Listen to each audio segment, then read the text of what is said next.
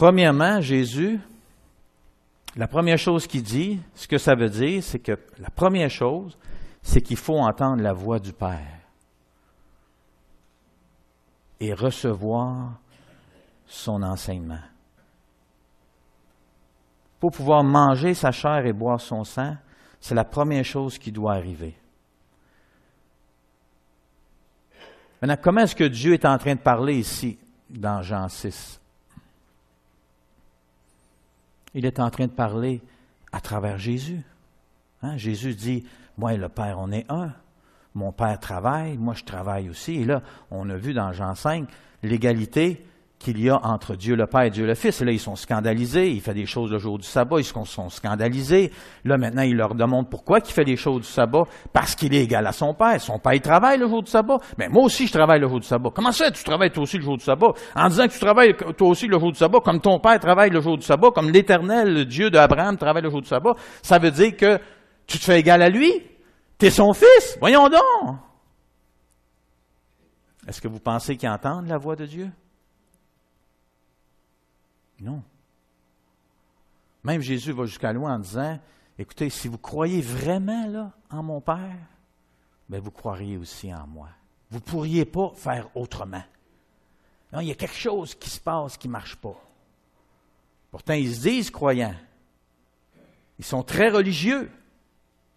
Ils suivent ce que les règles sont, puis même on sait qu'ils en ont inventé. C'est pour ça que Jésus dit que leur tradition, à un moment donné, c'est des traditions d'hommes, et que même par leur tradition d'hommes, ils annulent la parole de Dieu. Donc, ils sont allés aussi loin que d'en faire tellement plus que finalement, ils ont enterré ce que Dieu disait par leur propre règlement personnel et traditions religieuses, et ainsi de suite. Et ça, c'est le danger de la religion. Mais ils n'entendent pas, c'est-à-dire ils entendent la voix du Père. Ici, Jean 6 semble démontrer que ce n'est pas parce qu'ils n'ont pas compris. Vous allez le voir tantôt, on va arriver là, mais ce n'est pas parce qu'ils n'ont pas compris ce que Jésus est en train de dire. Mais ça, c'est l'autre élément, ils n'ont pas reçu. Vous voyez la différence? Et combien de fois, avec tristesse, je l'ai vu ça aussi, où là, quelqu'un pose des questions, s'intéresse à qu'est-ce que Dieu a à dire. C'est quoi la volonté de Dieu là-dessus?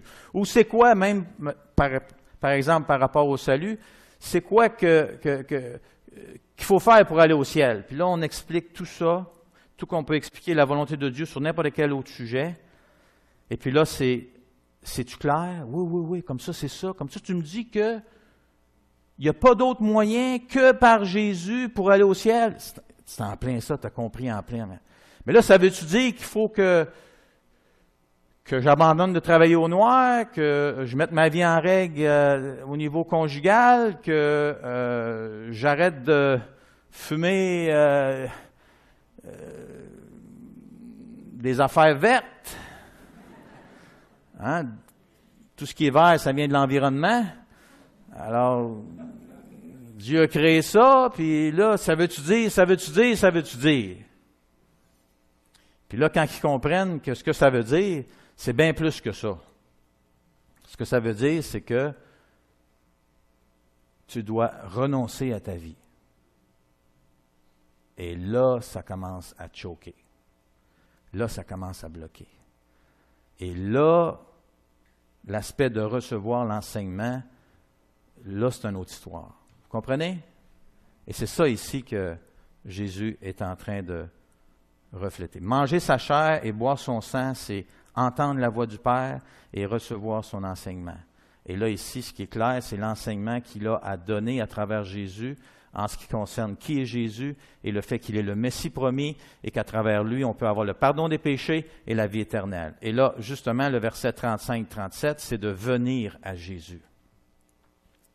Tout simplement, venir à lui. Pas à une église, pas à une religion, pas à un système de croyance, c'est à une personne. On vient à Jésus. Pourquoi Jésus? Parce que c'est lui le seul médiateur entre Dieu et les hommes. C'est lui qui est mort sur la croix. Et un autre élément qu'il dit, c'est de croire en lui. C'est-à-dire de croire qui il est, sa revendication d'être justement égal avec son Père, et tout l'aspect de la Trinité. Alors, il y en a qui se cassent les dents.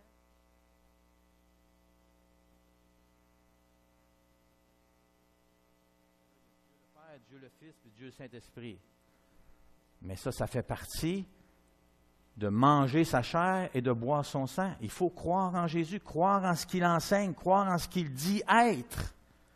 Et tout l'évangile de Jean est pour démontrer, et c'est bien stipulé à la fin au chapitre 20 de l'évangile de Jean, qu'il a écrit cet évangile-là pour qu'on croie que Jésus est le Christ, le Fils de Dieu, et qu'en croyant, vous ayez la vie en son nom. Donc, c'est clair que tout ce qui est écrit dans l'évangile de Jean, tout ce que Jean a mis dans son évangile, les enseignements, les miracles, et ainsi de suite, c'est tout pour nous emmener à arriver à dire, oui, Jésus, il est vraiment le Fils de Dieu, il est égal avec son Père, il est Dieu, et c'est lui qui peut nous emmener au ciel, c'est lui qui a la vie éternelle, et oui, je le crois et je le reçois. Demeurer en Jésus et lui en moi. Ça ici, j'ai quelque chose que j'aimerais juste vous lire, que j'ai trouvé ça intéressant, ou qu'est-ce que ça veut dire justement, demeurer en Jésus et lui en moi. Alors, demeurer en Jésus, c'est de continuer de s'identifier à Jésus. C'est ça, demeurer en Jésus. Parce que comme vous allez voir, la foule qui croit en Jésus et qui se dit disciple de Jésus vont, à un moment donné, plus être en Jésus. Ils vont plus être disciples de Jésus. Donc, demeurer en Jésus, c'est de continuer à s'identifier à lui, de persévérer dans la voie chrétienne, et ça malgré les difficultés, malgré les épreuves, de persister dans la foi en Jésus, en dépit des obstacles, et de vivre inévitablement les répercussions dans ma vie de sa présence. C'est-à-dire qu'il va changer ma vie. Il va changer mes priorités. Il va changer mes valeurs. Il va changer mon caractère. Il va changer mes habitudes de vie. Il va changer mes besoins. Il va changer mes désirs. Il va changer ma vie. C'est ça que ça veut dire. Donc, ça, c'est une transformation de vie. Ce n'est pas une amélioration de ma condition. C'est une transformation profonde de cœur. Mais ça, c'est de demeurer en Jésus. Voyez?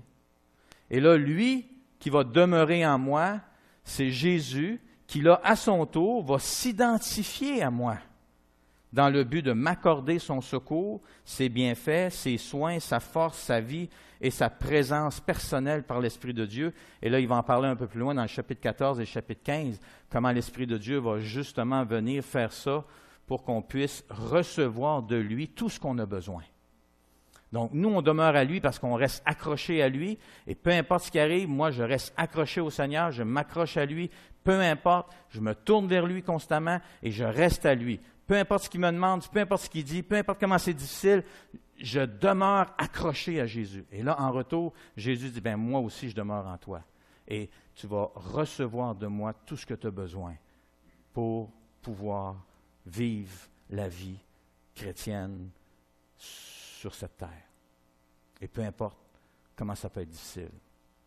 Et ce qui est ironique des fois, c'est comme Joël priait ce matin dans sa prière qu'en Corée du Sud, je crois, du Nord, et en Chine, puis il y a d'autres endroits comme ça, que être chrétien là-bas, là, c'est que tu risques ta vie. Tu risques ta liberté. Mais ce qui est surprenant, là, c'est de voir comment que ça, c'est un tonus à la foi. Comme plus le risque est grand, plus ceux qui deviennent des disciples s'accrochent à Jésus et demeurent en Jésus.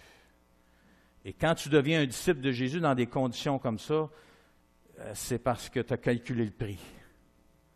Et que coûte, c'est Jésus. Si on m'enlève Jésus, on m'enlève tout. Si j'ai Jésus encore et qu'on m'enlève le reste, j'ai encore tout. C'est ça la mentalité d'un disciple qui demeure en Jésus.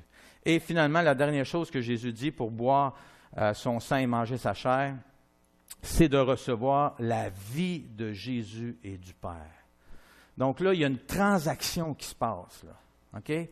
Au moment où quelqu'un, là, vraiment fait ces choses-là, reçoit l'enseignement, vient en Jésus, croit en Jésus, demeure en Jésus et lui en lui, c'est parce qu'il y a une transaction qui s'est faite. C'est-à-dire que moi, je suis mort, la Bible dit, spirituellement. Okay? Donc, avant que je vienne à Jésus, en 1976, j'étais mort. J'étais vivant humainement parlant, mais spirituellement parlant, je n'avais pas de vie en moi. J'étais mort, j'étais séparé de Dieu. Je n'avais pas la vie avec un grand V.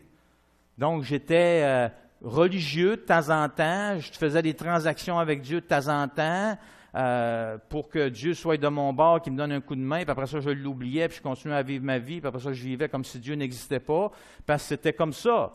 Donc, je ne connaissais pas Dieu. Mais quand que là, j'ai donné ma vie à Jésus et j'ai dit oui, je veux que tu viennes dans ma vie. Je veux que tu me pardonnes de mes péchés. C'était simple, là, mais c'était une prière. Puis je vous dis, là, je me rappelle là, que j'ai réfléchi. Je n'étais pas sûr si je voulais faire ça. Parce que je savais à ce moment-là que ma vie ne serait plus jamais la même. Puis là, ça me tracassait énormément. J'avais 18 ans. Et là, je savais les implications de ça. Puis là, ça grinchant dedans de moi. Mais là, tu n'es pas pour donner ta vie. Tu es jeune, tu as encore toute ta vie devant toi. Puis là, oui, si je n'accepte pas, mais en même temps, je sais que c'est la vérité. Et je sais là, que je suis en mort spirituellement. Puis si je meurs comme ça, je vais mourir spirituellement et je vais loin de Dieu en enfer. Et je croyais que l'enfer existait. Et que là, c'était plus une question si je fais du bien ou si je fais du mal, comment de bien j'ai fait, comment de mal j'ai fait. C'était vraiment une question, c'est si tu ne reçois pas Jésus, tu es foutu, mon gars. C'est ta bouée de sauvetage. Il n'y en a pas d'autre. C'est Jésus. Et je le croyais profondément. J'en étais convaincu. Mais en même temps, les implications tiraillaient mon cœur. Et finalement, mon cœur a cédé. Et là, j'ai dit, oui, je veux l'accepter comme mon sauveur. Et c'est là que ça a commencé. Puis là, après ça, la réalité de cette décision-là s'est faite sentir par après. Mais ça, si je n'avais pas reçu la vie de Jésus en moi, si c'était juste une décision, comme une transaction d'acheter quelque chose ou de m'engager, mettons comme dans le mariage, je m'engage envers mon épouse, elle s'engage envers moi, ou peu importe là, le sort d'engagement. Si c'était juste un engagement, une décision, ben, je reste encore comme j'étais avant. C'est juste que là, je suis marié.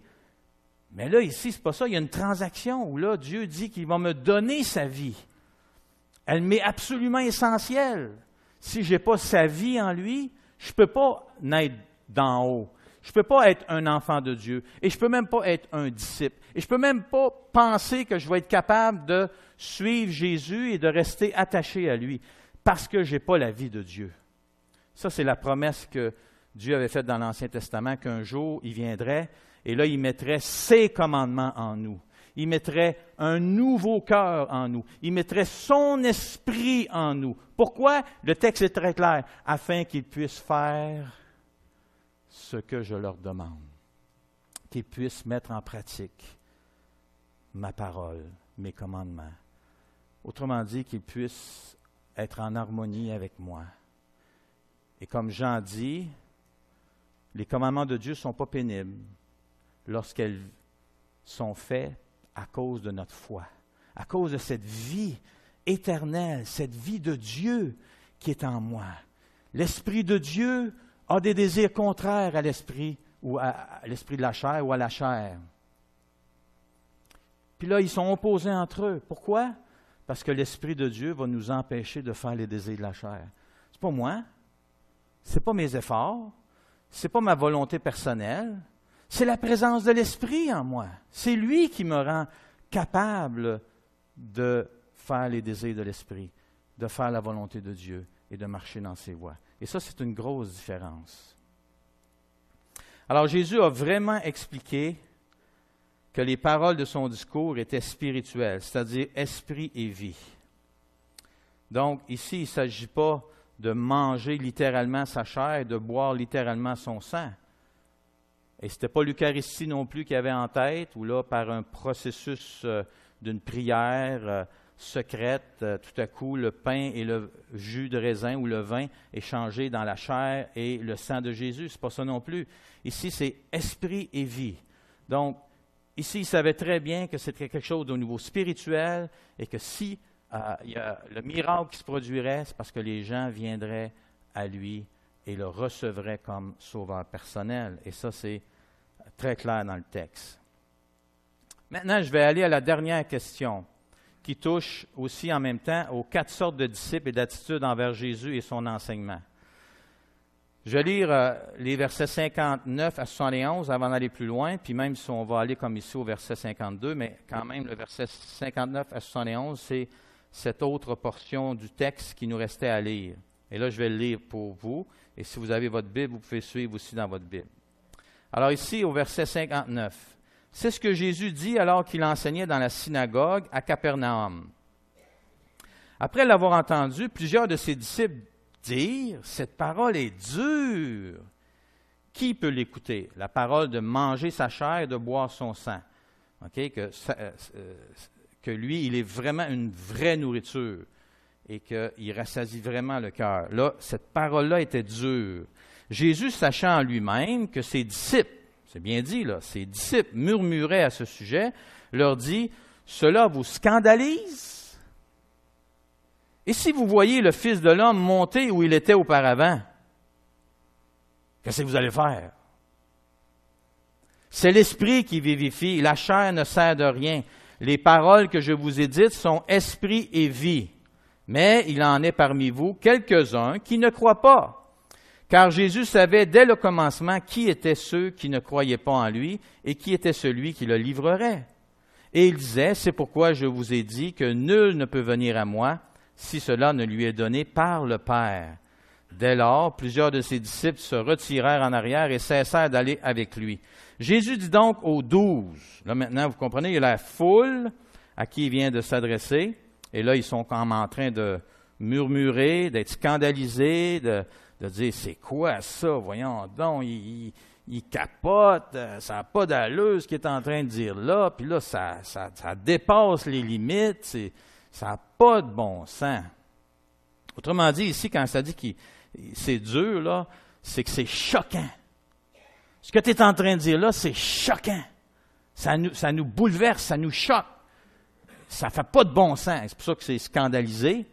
Ça n'a pas d'allure. Tu sais, c'est comme là, tu dépasses toutes les limites de la compréhension et de la logique. Et non, là, tu vas trop loin. Alors, je suis rendu au verset 65, 64, 67. Ah oui, c'est vrai. Dès lors, plusieurs de ses disciples se retirèrent en arrière et cessèrent d'aller avec lui. OK? Donc, là, il se tourne vers les 12. Et vous, je sais que vous ne voulez pas vous en aller, n'est-ce pas? Et certaines traductions ont comme si Jésus leur demande, est-ce que vous voulez vous en aller, vous aussi? Mais ici, la meilleure façon de le traduire, c'est plus comme je viens de le lire, c'est-à-dire, et vous, je sais que vous ne voulez pas vous en aller, n'est-ce pas? Comme là, Jésus est en train, dans le fond, de savoir qu'est-ce qui s'en vient. Et il leur exprime. Puis là, Simon-Pierre lui dit, Seigneur, à qui irions-nous?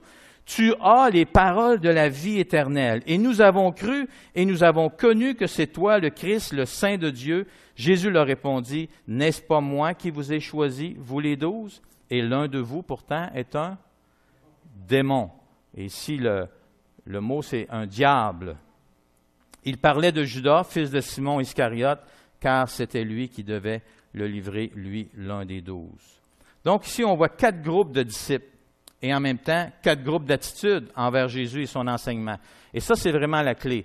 Quelle est l'attitude de chacun de ces groupes de disciples envers Jésus et son enseignement? Et là, le premier groupe, c'est les Juifs de la Galilée, au verset 52.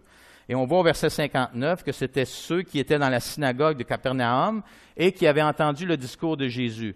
Et préalablement à ça, on voit que c'est ceux qui voulaient aussi venir vers lui pour lui poser des questions. Donc, attitude, la première qu'on voit ici, c'est des murmures Ils murmuraient à son sujet et disaient, « Celui-ci n'est-il pas Jésus, le fils de Joseph, lui dont nous connaissons le Père et la Mère? Comment donc, dit-il, je suis descendu du ciel? » Versets 41 et 42. Ensuite, il y avait cette contestation où là, on voit ici au verset 52, ils se querellaient entre eux. L'idée ici, c'est qu'ils discutaient vraiment vivement et disaient, « Comment celui-ci peut-il nous donner sa chair à manger? » Au verset 52. Donc, le deuxième groupe, c'est les gens de la foule, au verset 66. Ça ici, c'est encore un petit peu plus grand. C'est ceux qui étaient présents au moment du miracle de la multiplication des pains, qui ont cru initialement que Jésus était le prophète promis. Ça, c'est au verset 14 de Jean 6. Qui ont voulu le couronner roi, Messie d'Israël, au verset 15, et qui se sont rendus à Capernaum pour le retrouver et lui poser quelques questions, versets 24, 25 et 30, 31.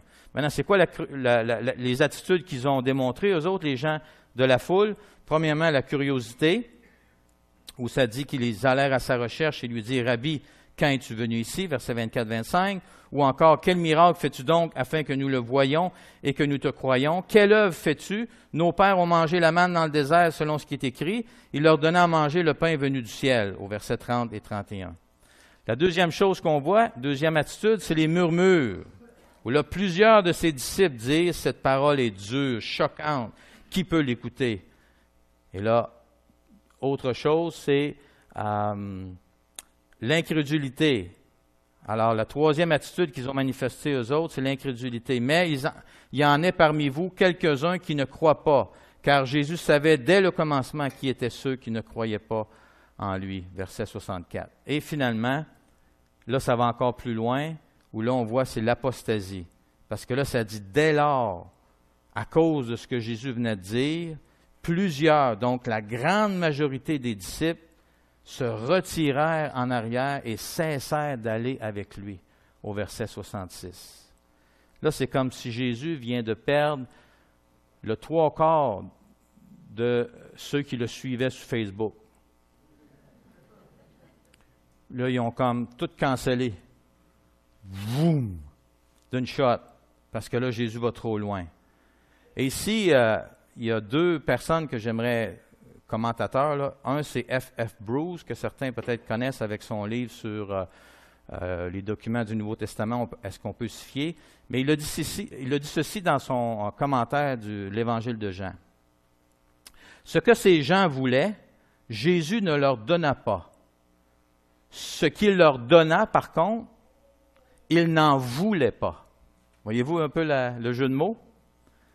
Et Carson, lui, dans son commentaire, rajoute, « Ces Galiléens vinrent donc grossir les rangs des anciens disciples de Jésus de Jérusalem, les ex-disciples, qui s'étaient montrés incapables de passer l'épreuve de l'obéissance sans réserve et de la persévérance ancrée dans une foi suscitée par la grâce. » Troisième groupe, les 12. Qu'est-ce qui se passe avec les 12 au verset 67 à 69? Donc, dans le fond, les 12 ici, c'est les disciples que Jésus a choisis au début de son ministère, qui sont les 12 apôtres, et avec qui il a passé le plus de temps en privé afin de les avoir avec lui, de leur expliquer plus en détail son enseignement. On voit que Jésus faisait ça de plus en plus, et plus son ministère avançait. Maintenant, quelles sont les attitudes qu'ils ont démontrées? Il y en a deux essentiellement. Par leur réponse, par la réponse de Pierre au nom du groupe, c'est deux choses. Une obéissance sans réserve et une foi persévérante. Essentiellement, c'est ce que Pierre a répondu lorsqu'il a dit, « Seigneur, à qui irions-nous? Tu as les paroles de la vie éternelle. » Et nous avons cru et nous avons connu. Et ici, le mot « connu » ici est fort dans le sens de dire, on est convaincu que c'est toi le Christ, le Saint de Dieu. Et donc ça, cette décision-là, elle est arrêtée dans leur cœur. Et ça, c'est vraiment intéressant. Finalement, le dernier groupe, il est seul, c'est celui qui allait livrer Jésus, Judas, celui qui était le diabolos. Le mot qui est utilisé, c'est diabolos, le diable, le fils de Simon Iscariote et l'un des 12 qui allait trahir Jésus. Au verset 70 et 71, on voit les descriptions. Maintenant, qu'est-ce qu'on voit comme attitude de Judas? Premièrement, la trahison. On le sait qu'il va le trahir, Jésus le dit d'avance, et l'opposition. Et ça ici, c'est essentiellement ce que le diable fait tout le temps. Donc, pourquoi Jésus dit que Judas, c'est le diabolos? C'est parce que effectivement, il va personnaliser ce que le diable a comme mission. S'opposer à Jésus et faire tout ce qui est en son pouvoir pour justement que Jésus n'accomplisse pas son œuvre. Et ça, c'est l'œuvre du diable. Et dans ce sens-là, il est vrai que parfois, certaines choses qui sont faites, certaines tentatives, certaines, comme quand que Pierre avait dit à Jésus, « Non, non, à Dieu ne plaise, tu n'iras pas à la croix. » Et là, Jésus lui a répondu quoi?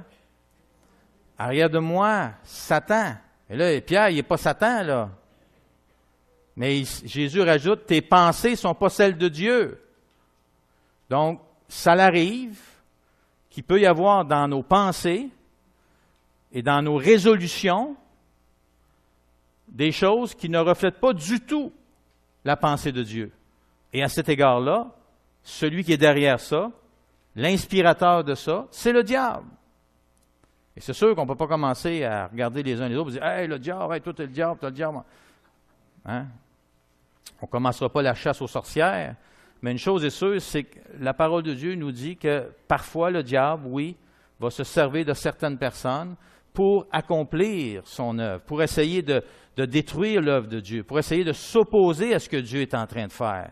Et des fois, ça se traduit par des attitudes, des fois, ça se traduit par des décisions, des fois, ça se traduit par des choses que des gens vont prendre comme position par rapport à ce que Dieu veut faire. Puis là, sans s'en rendre compte, ils sont en train de faire l'opposé, ils sont en train de faire l'œuvre du diable.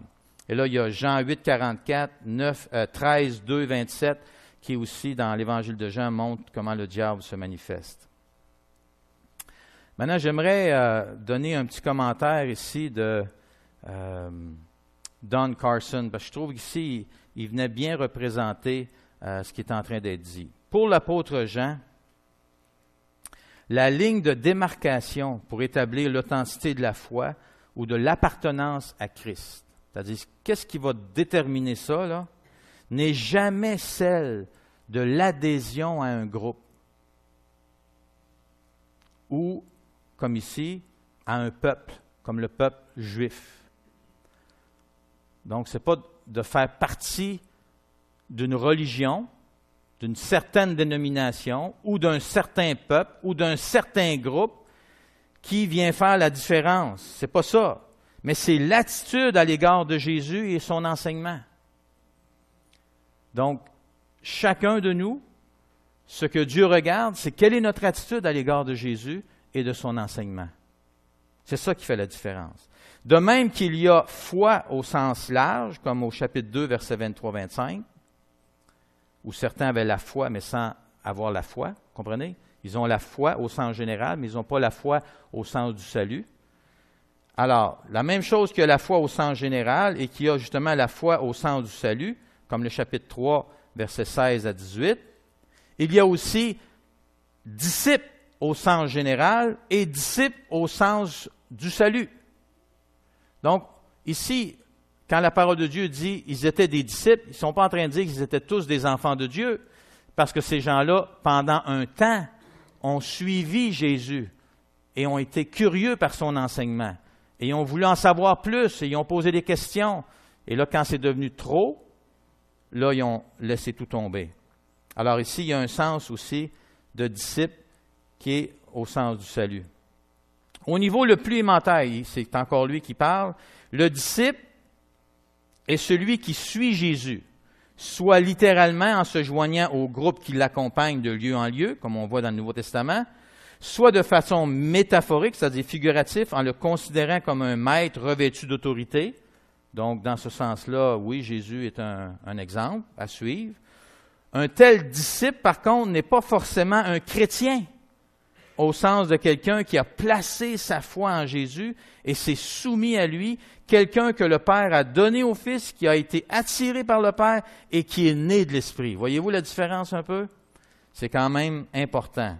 Un peu plus tard, Jésus montrera que seuls ceux qui persévèrent dans sa parole, son enseignement, sont vraiment ses disciples. Et on va le voir au chapitre 8, verset 31.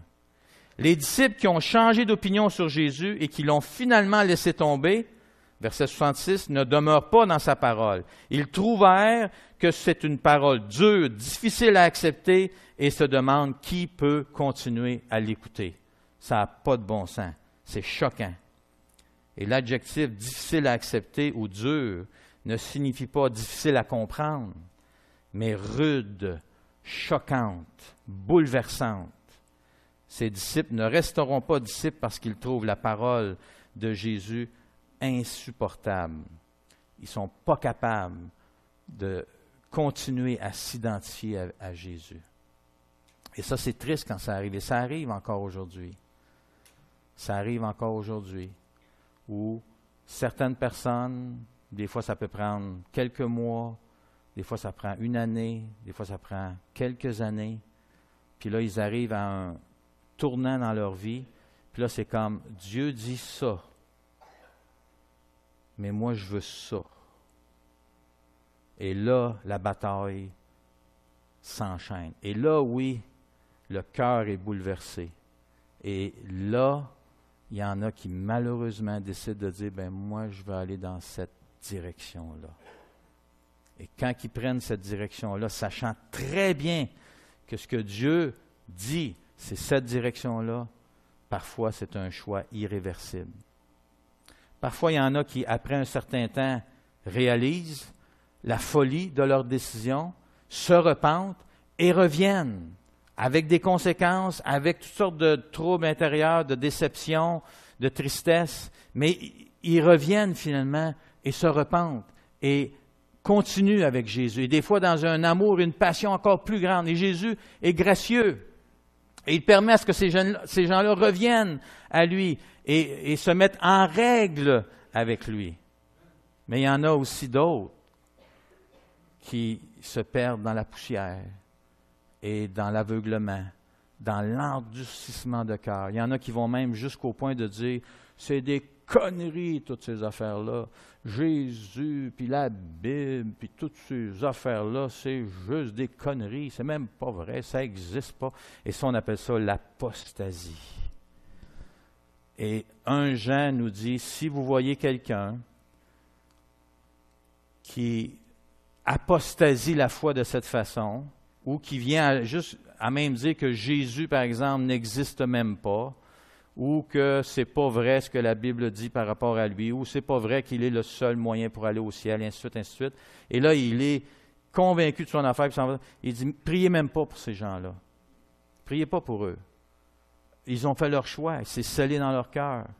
Puis eux, ils s'en vont vers la perdition. C'est sûr qu'on, tant et aussi longtemps que quelqu'un ne déclare pas ouvertement de dire « Moi, je ne peux rien savoir de Dieu, je ne peux rien savoir de la Bible, je ne peux rien savoir de Jésus. C'est toute de la connerie, c'est bon à rien, moi, je ne veux rien savoir de ça. » Ben, il y en a qui s'éloignent, puis la parole de Dieu nous encourage à prier pour eux, à espérer pour eux, à demander à ce qu'ils reviennent. Puis si même il nous dit, si le Seigneur se sert de nous pour ramener quelqu'un qui s'est éloigné, bien là, c'est quelque chose de fantastique et de noble et de glorieux même, parce qu'on a ramené quelqu'un qui s'était éloigné et on l'a ramené dans une communion avec Christ. Et ça, c'est une grande joie quand ça arrive. Donc, il ne faut pas perdre espoir, sauf naturellement si quelqu'un, d'une façon claire et nette. Ici, on voit Jésus qui n'a pas essayé à changer son discours, il n'a pas essayé à lui rendre ça facile. Il savait très bien une chose, et c'est la suivante. Ceux qui ne seront pas capables, et ça, je termine avec ça, ceux qui ne seront pas capables de supporter son enseignement, ou que son enseignement va être indigérable, ben, c'est pour la raison suivante. Pour eux, Jésus va trop loin. Ses exigences sont trop dures. Ça n'a pas de bon sens. C'est choquant. Et je ne peux pas. Impossible. Et là, il revient de bord.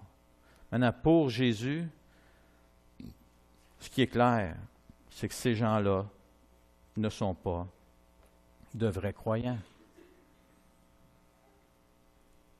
Et ils ont fait leur choix. Et pour Jésus, il sait, si mon Père ne vous attire,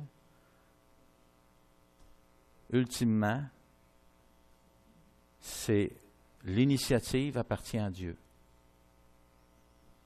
Il n'est pas en train de dire, si mon Père ne vous attire pas, vous allez aller en enfer. Il n'est pas en train de dire, autrement dit, c'est Dieu qui décide qui va au ciel et qui va en enfer. Ça serait une erreur. Mais ce qu'il est en train de dire, c'est que c'est Dieu qui a l'initiative. Vous savez, dans la religion, là, c'est moi qui choisis, c'est moi qui fais le bien, c'est moi qui me mets des choses de côté pour me gagner une place au ciel. C'est moi qui ai les rênes entre les mains. C'est moi qui gagne quelque chose. Mais pour être un disciple de Jésus, il faut vraiment comprendre qu'ici, l'initiative, c'est Dieu qui l'a. Et c'est lui qui vient vers. Comme j'avais expliqué, nous, on s'en va tous dans la mauvaise direction. On s'en va tous vers l'enfer. Et Dieu vient dans sa grâce. Et il nous parle. Est-ce qu'on entend sa voix? Et là, quand il nous parle et qu'on entend sa voix, est-ce qu'on répond positivement à sa voix? Et je sais que chacun d'entre nous, ce qui va faire la différence, c'est si on répond positivement. Et si vous êtes ici ce matin, c'est probablement parce que vous avez répondu positivement. Et si on continue à vivre dans la vie chrétienne et qu'on marche avec Dieu puis qu'on reste dans la foi chrétienne et dans la marche chrétienne, c'est parce qu'on continue à répondre positivement à ce que Dieu est en train de nous montrer. Parce que sans lui, on est foutu. On n'est pas capable de nager. Aucun d'entre nous peut traverser l'océan. Impossible. Essayez pas, là. Vous ne traverserez pas l'océan en nage, c'est impossible. Vous avez besoin que quelqu'un vienne et vous sauve. Et là, vous aide à faire le reste, mais en bateau. Jésus, c'est notre bateau. Il faut rester dans le bateau. Si on sort de temps en temps du bateau, il ne faut pas rester loin du bateau, parce qu'on va tout couler. Jésus, c'est notre bateau. Il faut rester dans le bateau. Et plus on reste dans le bateau, plus on reçoit son enseignement, plus on est édifié, plus on avance et plus on peut persévérer dans la foi. Amen. Alors, je vais vous inviter à vous lever. On va prier pour terminer. Je vais inviter l'équipe de louange.